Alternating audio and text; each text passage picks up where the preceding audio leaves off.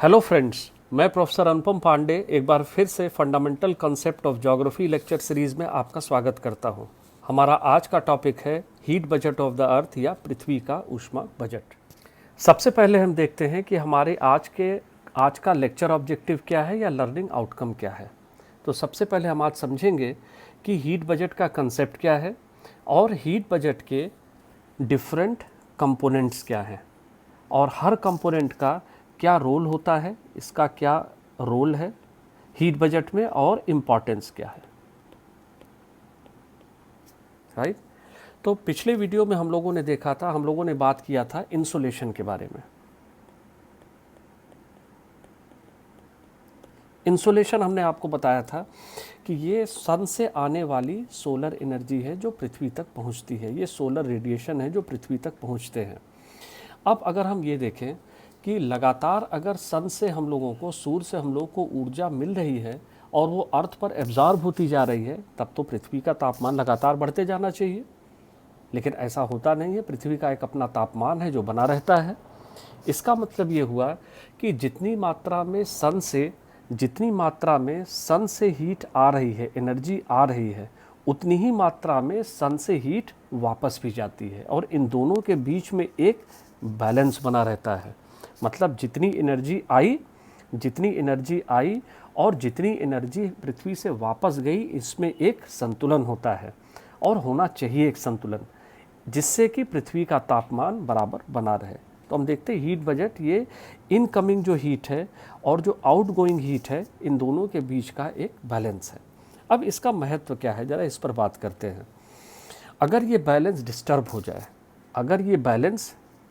Disturb हो जाए, बिगड़ जाए, तो होगा क्या। मान लीजिए कि अर्थ पर एनर्जी आ रही है और अर्थ पे एब्जॉर्ब हो गई और उतनी ही मात्रा में एनर्जी वापस नहीं जा पाई। फॉर एग्जांपल 100 यूनिट एनर्जी आई लेकिन वापस 90 ही यूनिट गई, तो मतलब लगातार 10 यूनिट की जो एनर्जी है वो पृथ्वी पर एब्जॉर्ब होती जा रही है।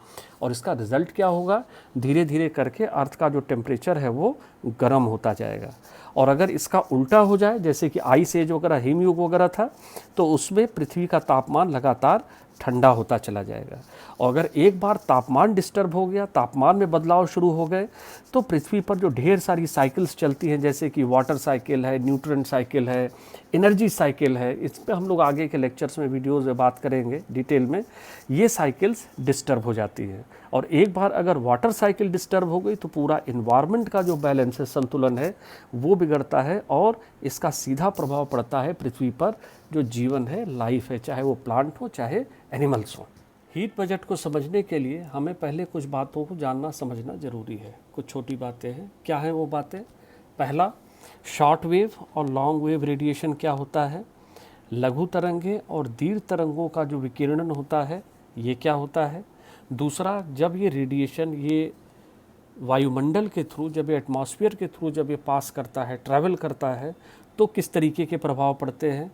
तीसरा, वायुमंडल से होते हुए जब ये पृथ्वी पर पड़ता है तो ये किस तरीके से पृथ्वी के साथ इंटरेक्ट करता है। चौथा, जो इनकमिंग सोलर रेडिएशन है और आउटगोइंग रेडिएशन है जो पृथ्वी से हो रहा है, इन दोनों के बीच में बैलेंस स्थापित कैसे होता है। और अंत में वो कौन सी वजह है जिसकी वजह से ये बैलेंस बिगड़ सकता है और बिगड़ने पर किस किस तरह का प्रभाव पड़ता है, ये हम लोग आगे देखेंगे। आइए अब समझते हैं कि टेम्परेचर और वेवलेंथ में क्या अंतर संबंध है। टेम्परेचर और जो तरंग है उनकी लंबाई में, जब कभी भी टेम्परेचर ज़्यादा होगा, टेम्परेचर मोर, ये ज़्यादा होगा, तो जो एनर्जी निकलेगी वो भी ज़्यादा होगी, लेकिन जो वेवलेंथ होगी वो शॉर्ट होगी। अगर इसके विपरीत हम लोग देखें तो जब टेम्परेचर लेस होगा तो एनर्जी भी लेस होगी और जो वेवलेंथ होगी वो लॉन्ग होगी। इस बात को इसलिए समझना ज़रूरी है क्योंकि जो सन से रेडिएशन पृथ्वी पर आते हैं, जो सन से रेडिएशन, मान लीजिए यहाँ पर सन है और यहाँ पर अर्थ है, सन से जो रेडिएशन पृथ्वी पर आते हैं वो शॉर्ट वेव होते हैं और जो पृथ्वी से वापस रेडिएशंस जाते हैं वो लॉन्ग वेव होते हैं। ऐसा क्यों होता है? क्योंकि सन का जो एवरेज जो सरफेस का टेम्परेचर है वो लगभग 6000 डिग्री सेंटीग्रेड होता है और पृथ्वी का 27 डिग्री सेंटीग्रेड। तो 6000 डिग्री सेंटीग्रेड है, यहाँ से जो रेडिएशन आता है ये शॉर्ट वेव रेडिएशन होता है और ये ज़्यादा ताकतवर होता है। ज़्यादा ताकतवर किसकी तुलना में? जो अर्थ से लॉन्ग वेव रेडिएशन वापस जाता है। क्यों इसकी ताकत ज़्यादा है? क्योंकि ये उस बॉडी से निकल रहा है जिसका तापमान 6000 डिग्री सेंटीग्रेड है सरफेस का, और इसकी ताकत क्यों कम है? क्योंकि यहाँ पर ये जिस बॉडी से निकल रहा है उसका सरफेस टेम्परेचर 27 डिग्री है। अब ये शॉर्ट और लॉन्ग का क्यों ये इम्पॉर्टेंट है? यहाँ पर जो हमारा वायुमंडल है, जो एटमॉस्फेयर है, जिस पे भी हम लोग बात करेंगे, क्योंकि ये जो शॉर्ट वेव रेडिएशन है इसमें ज़्यादा टेम्परेचर से निकल रहा है, इसमें ज़्यादा ताकत होती है, तो शॉर्ट वेव रेडिएशंस हमारे एटमॉस्फेयर को भेदते हुए, पेनिट्रेट करते हुए अर्थ तक आ जाते हैं। एटमॉस्फेयर इसको थोड़ा बहुत रिफ्लेक्ट करता है, अभी हम लोग उस पर बात करेंगे, लेकिन ये ज़्यादा प्रभावी ढंग से इसको रोक नहीं पाता है। लेकिन इसकी तुलना में जब पृथ्वी से रेडिएशन वापस जाते हैं, क्योंकि पृथ्वी का तापमान कम है तो एनर्जी भी कम है, एनर्जी कम है तो वेवलेंथ लंबी है, बड़ी लंबी वेवलेंथ है, तो ऊर्जा कम होने की वजह से वही एटमॉस्फेयर जो शॉर्ट वेव रेडिएशंस को नहीं रोक पा रहा था वो लॉन्ग वेव रेडिएशंस को रोकता है। इस पर आगे हम लोग जब ग्रीन हाउस इफेक्ट और रेडिएशन बैलेंस की बात करेंगे तो और डिटेल में बात करेंगे। अब जरा हम लोग बीच पे जो ग्राफ है जरा इसको देखते हैं, समझते हैं। इसमें देखिए 4 कर्व्स बने हुए हैं, एक रेड कलर का है, एक ग्रीन कलर का है, एक ब्लू कलर के 2 कर्व हैं और एक ब्लैक कलर का 5 कर्व हैं। अब हम लोग अगर पहले कर्व को देखें, यहाँ देखिए ब्लैक वाला जो कर्व है, तो इस पे एक टेम्परेचर लिखा हुआ है 3500 के केल्विन को बता रहा है। केल्विन का मतलब होता है ये एक यूनिट है, जैसे सेंटीग्रेड है वैसे ही केल्विन यूनिट होती है। तो यहाँ पर देखिए जब इसका तापमान 3500 केल्विन था तो ये इसका जो रेडिएशन था वो इतना निकल रहा था। ये इधर की तरफ रेडिएशन दिया है और इधर की तरफ वेवलेंथ दिया है। जब आप आगे बढ़ेंगे तो वेवलेंथ लॉन्ग हो रही है और जब आप इधर आएंगे तो वेवलेंथ शॉर्ट हो रही है और रेडिएशन आगे ऐसे ऊपर की तरफ बढ़ रहे हैं वाई एक्सिस के सहारे। दूसरा कर्व देखिए जो लाइट ब्लू कलर का है, इसमें जो रेडिएशन की वैल्यू, जो टेम्परेचर की वैल्यू दी हुई है वो 4000 केल्विन लिखी हुई है। 4000 केल्विन मतलब एनर्जी, निकलने वाली एनर्जी की मात्रा बढ़ गई। इसके बाद 4.5 पर और बढ़ गई, 5000 पे और बढ़ गई और 5500 केल्विन पर और बढ़ गई। तो एक बात तो ये हुई कि जब टेम्परेचर बढ़ता जा रहा है तो जो निकलने वाली ऊर्जा है, रेडिएशन है, उसकी मात्रा बढ़ती गई। इसी के साथ में एक चीज़ और ध्यान देने की है कि जैसे जैसे टेम्परेचर बढ़ता जा रहा है वैसे वैसे जो पीक वेवलेंथ है, जब एनर्जी मैक्सिमम निकल रही थी, जैसे कि यहाँ पर इस जगह पर ये जो पीक वैल्यूज़ हैं, इसमें देखिए तो लगातार जो पीक वैल्यू की वेवलेंथ है वो टेम्परेचर बढ़ने के साथ छोटी होती जा रही है।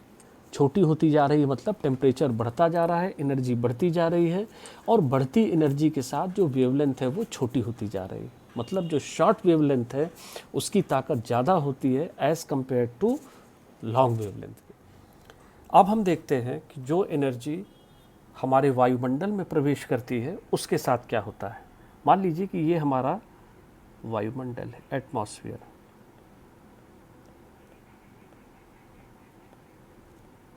और यहाँ पर जो आने वाला रेडिएशन है उसकी मात्रा 100 यूनिट है। ये 100 यूनिट रेडिएशन हमारे एटमॉस्फेयर में प्रवेश कर रहा है। अब इस 100 यूनिट का 5% ये रिफ्लेक्ट होकर के ये स्कैटरिंग के माध्यम से, ये स्कैटरिंग के प्रकीर्णन के प्रोसेस से वापस चला जाता है, रिफ्लेक्ट होकर के वापस चला गया। 21% ये रिफ्लेक्ट होता है, इसका परावर्तन होता है बादलों की ऊपरी सतह से। ये 21% वापस जा रहा है क्लाउड से और ये 5% वापस जा रहा है प्रकीर्णन से, स्कैटरिंग से। और ये 6% देखिए यहाँ नीचे से जा रहा है, ये इस जगह से जा रहा है, यहाँ से। मतलब ये कि ये पृथ्वी तक पहुंचा और उसके बाद पृथ्वी की सतह से रिफ्लेक्ट होकर के ये वापस गया, जिसको हम लोग एल्बेडो कहते हैं। ये भी वापस चला गया। पृथ्वी की सतह से रिफ्लेक्शन मतलब जैसे अंटार्कटिका में, आर्कटिक में, हिमालय पर बर्फ़ की चादरें हैं, समुद्र के पानी से और तरह तरह की सरफेसेस हैं जिस पर ये पड़ा और रिफ्लेक्ट होकर के वापस चला गया। यहाँ पर एक चीज़ ध्यान देने की है कि चाहे वो स्कैटरिंग हो, चाहे वो क्लाउड से रिफ्लेक्शन हो या एल्बेडो है, ये सारा जो वापस जा रहा है ये सब शॉर्ट वेव में होता है। शॉर्ट वेव में क्यों? क्योंकि अभी तो ये अर्थ में एब्जॉर्ब हुआ ही नहीं, जैसे आया था वैसे ही रिफ्लेक्ट होकर के ये वापस चला गया, शॉर्ट वेव में ही वापस चला गया।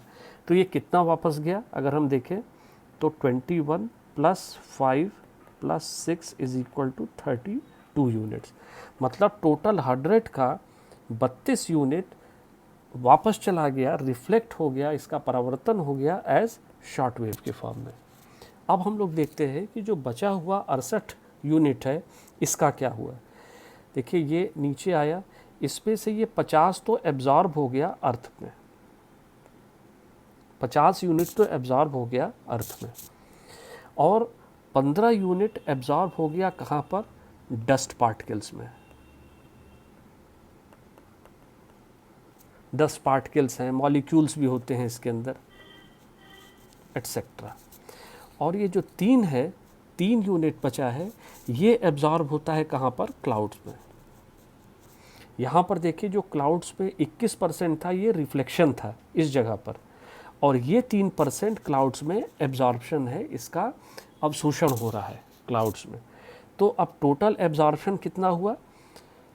50 + 15 + 3, तो ये 68 यूनिट, 68 यूनिट एब्जॉर्ब हो गया और 32 यूनिट रिफ्लेक्ट हो गया, परावर्तित हो गया।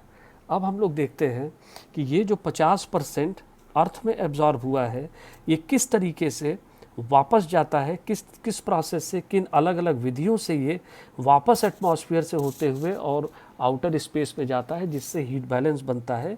इस पूरे प्रोसेस को हम लोग अब समझेंगे। आइए अब हीट बजट को थोड़ा डिटेल में समझते हैं। आपको समझाने के लिए हमने यहाँ पर 2 कॉलम्स बनाए हैं, 2 ब्लॉक्स बनाए हैं। एक ब्लॉक है ब्लू कलर का और एक है रेड कलर का। जो ऊपर का ब्लू कलर का ब्लॉक है इसको हम कहते हैं एटमॉस्फेयर,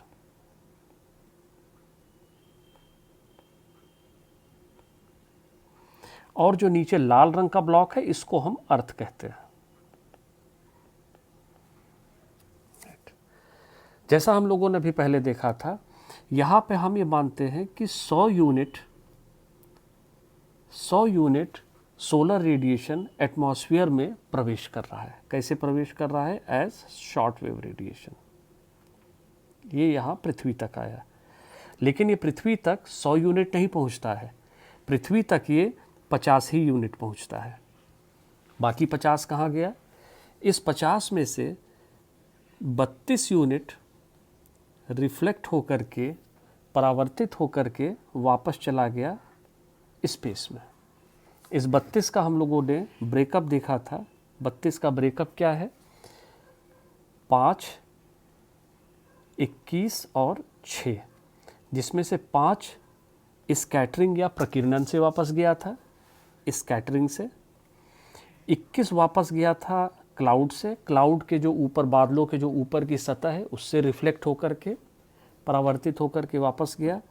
और 6 वापस गया था ग्राउंड पर रिफ्लेक्शन से, जैसा हमने पहले बताया, आइस कवर से या पानी की सरफेस से, अलग अलग सरफेस होते हैं जिसको हम लोग एल्बेडो बोलते हैं।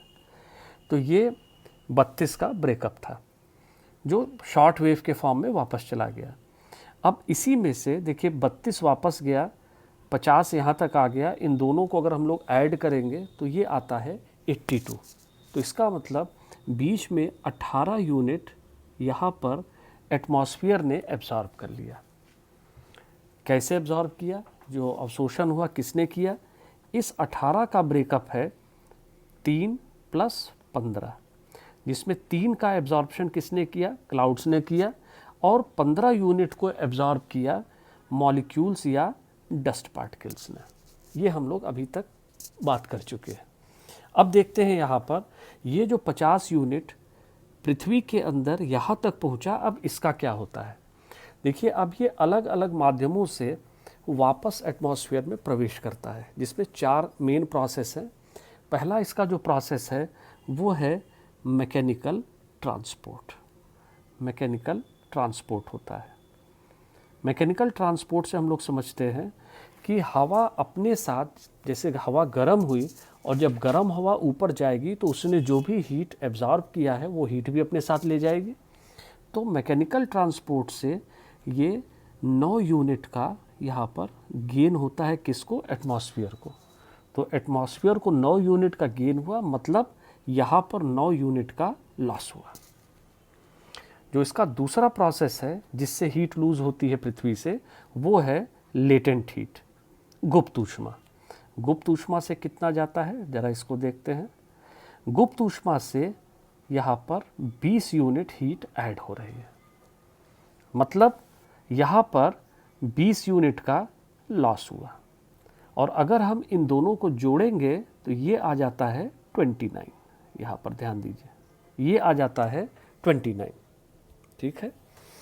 अब तीसरा प्रोसेस थोड़ा सा अलग सा है। यहाँ से पृथ्वी रेडिएशन कर रही है, लॉन्ग वेव रेडिएशन से यहाँ से वापस जा रहे हैं।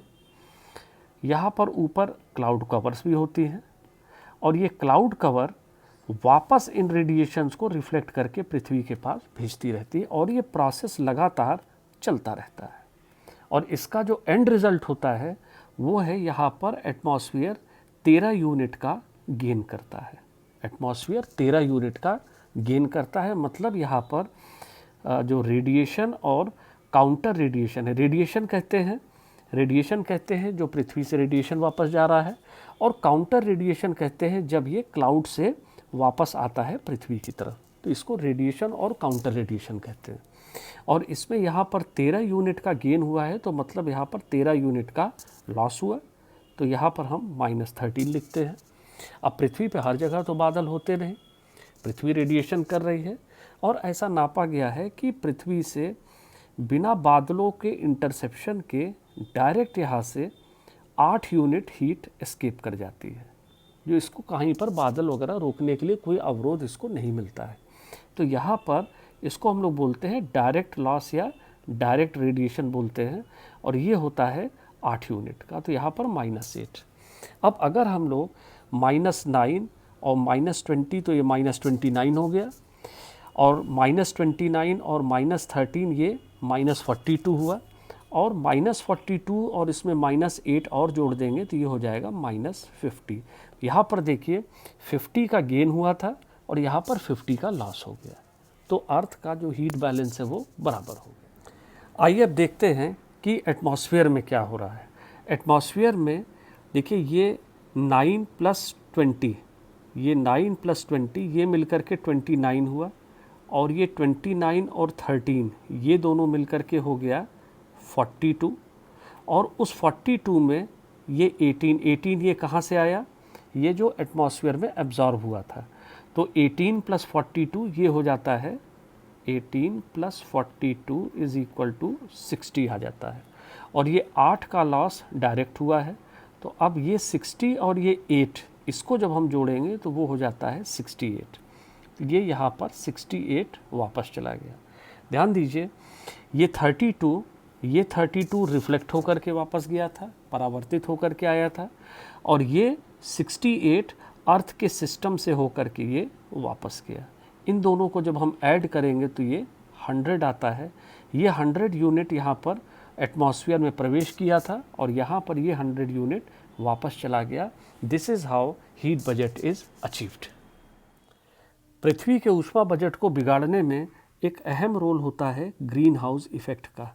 क्या है ये ग्रीन हाउस इफ़ेक्ट और क्यों इसको ग्रीन हाउस कहते हैं, ज़रा इसको समझते हैं ब्रीफ में, संक्षिप्त में।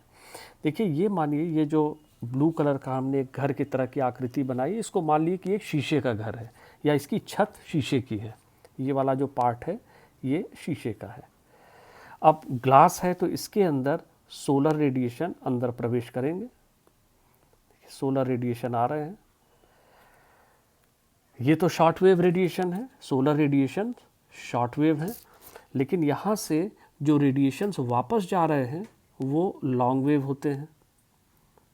और लॉन्ग वेव रेडिएशंस हम लोग को पता है इनकी जो एनर्जी लेवल होती है वो कम होती है। तो शॉर्ट वेव इस शीशे को पेनिट्रेट करके भेजते हुए अंदर आ सकता है, लेकिन लॉन्ग वेव उतनी एफिशिएंसी से, उतनी मात्रा में शीशे को भेद करके बाहर नहीं जा पाता, जिसका रिज़ल्ट क्या होता है कि यहाँ पर 100 यूनिट एनर्जी अंदर आई, इन हुई, और यहाँ से जो आउट हो रहा है वो 100 का 100 पूरा ना जा करके सिर्फ 80 जा पा रहा है। तो मतलब 20 यूनिट का यहाँ पर हमेशा एडिशन हो रहा है, और लगातार अगर ये प्रोसेस चलता रहेगा तो ये 20 यूनिट यहाँ पर हर समय, हर घंटे 20 यूनिट एनर्जी ऐड होती रहेगी। और इसका रिज़ल्ट ये होगा कि धीरे धीरे करके इस ग्लास हाउस का जो टेम्परेचर है वो, इसका जो टेम्परेचर है वो राइज़ करने लगेगा। एक बड़ा कॉमन सा एग्जाम्पल है, जब गर्मी के समय में हम लोग अपनी कार को बाहर छोड़ देते हैं। धूप में अगर आपने कार को बाहर छोड़ दिया, कार के शीशे से रेडिएशन अंदर तो आ रहा है एफिशिएंटली, लेकिन उतनी ही मात्रा में बाहर नहीं जा पाता है। और रिज़ल्ट क्या होता है, हमारी कार गर्म हो जाती है, और जब हम आते हैं तो हमको सारे शीशे खोल करके और कार को एक तरह से वर्चुअली ठंडा करना पड़ता है। तो ये ग्रीन हाउस इफ़ेक्ट है। अब इसको ग्रीन हाउस क्यों कहते हैं? एक्चुअली ये जो ग्रीन हाउस है ये ग्लास हाउस होता है, ये एक्चुअल में ग्लास हाउस होता है। और इनका यूज़ कहाँ किया जाता है? पोलर एरियाज़ में या हाई लैटिट्यूड में, जो उच्च अक्षांश होते हैं वहाँ पर, हाई लैटिट्यूड में। क्यों? क्योंकि वहाँ पर जो मिलने वाला इंसुलेशन है वो लेस होता है, हम लोग जानते हैं। तो ये लेस इंसुलेशन से लेस टेम्परेचर भी होता है, और टेम्परेचर इतना कम होता है कि वहाँ पर आप फूल, सब्जी, फल उगा नहीं सकते। तो जिन देशों के पास पैसा है वो करते क्या है कि बड़े बड़े इस तरीके से शीशे के घर बना देते हैं, और इसके अंदर अपने वो फल फूल जो भी लगाना होता है, वेजिटेबल वगैरह लगा देते हैं। इस शीशे से होता क्या है, रेडिएशन अंदर आया, शॉर्ट वेव है तो रेडिएशन अंदर आ गया, लेकिन उतनी ही मात्रा में वापस नहीं जा पाया। तो धीरे धीरे करके यहाँ पर तापमान, टेम्परेचर इसका बढ़ने लगता है, और बढ़ते बढ़ते अपने आप आपको गर्म नहीं करना पड़ता है, अपने आप इसका टेम्परेचर इस तरह से हो जाता है कि आराम से आप बाहर की ठंडी हवा के बीच में, पोलर एरियाज़ में भी आप चाहें तो जो फल, सब्जी, इस तरह की चीज़ें यहाँ पर लगा सकते हैं। तो ये एक्चुअल में ग्लास हाउस होता है, लेकिन चूंकि इसके अंदर सब्ज़ी वगैरह लगाई जाती है, सब्ज़ी फल, इसलिए इसको नाम दे दिया जाता है ग्रीन हाउस का। और इस पूरे प्रोसेस को हम लोग बोलते हैं ग्रीन हाउस इफ़ेक्ट। एक बात और ध्यान रखिएगा कि जो सोलर रेडिएशन सन से पृथ्वी पर आ रहा है, देखिए ये रेडिएशन, ये पृथ्वी पर सिर्फ दिन के समय मिलता है, डे ओनली। जितनी देर की डे लाइट रहेगी, जितनी देर की सनलाइट रहेगी, उतने समय ही ये रेडिएशन मिलेगा। लेकिन जो पृथ्वी से आउटगोइंग रेडिएशन है, जो पृथ्वी से रेडिएशन विकिरणन जो बाहर हो रहा है, पृथ्वी से जो रेडिएशन बाहर जा रहे हैं, ये रेडिएशन दिन और रात दोनों में होते हैं, डे एंड नाइट बोथ। तो आइए दोस्तों जानते हैं कि हम लोगों ने आज के लेक्चर से क्या सीखा। पहली बात कि जो हीट बजट होता है पृथ्वी का, ऊष्मा बजट, ये शॉर्ट वेव, लघु तरंगे और दीर्घ तरंगे दोनों के इंटरप्ले का होता है, आपस में इनके इंटरेक्शन का होता है। दूसरी बात, जो हमारा वायुमंडल है, इसकी एक बहुत महत्वपूर्ण भूमिका होती है पृथ्वी के तापमान को मेंटेन करने में। तीसरी बात हम लोगों ने जो जाना कि जो शॉर्ट वेव रेडिएशन होते हैं, जो लघु तरंगे होती हैं, ये सिर्फ दिन के समय होती हैं, लेकिन जो लॉन्ग वेव रेडिएशन होता है, जो अर्थ से निकलता है, वो पूरे 24 घंटे होता है, दिन रात चलता रहता है। और फाइनली जो आउट गोइंग रेडिएशन होता है पृथ्वी से, जो रेडिएशन वापस जा रहे हैं लॉन्ग वेव, और जो टोटल इनकमिंग रेडिएशन होता है जो सन से मिलता है, इन दोनों की मात्रा बराबर होती है। और अब थिंकिंग ज्योग्राफिकली की बारी। अब आप लोग इस बात पर विचार करिएगा कि अगर पृथ्वी से जो वापस आउट गोइंग रेडिएशन है, पृथ्वी से बाहर जाने वाला लॉन्ग वेव रेडिएशन, ये 24 घंटे ना हो करके अगर सिर्फ ओनली ड्यूरिंग द डे होता, सिर्फ दिन के समय होता, या ओनली ड्यूरिंग द नाइट होता, या ओनली रात के समय होता, तो पृथ्वी पर किस तरीके की कंडीशंस होती।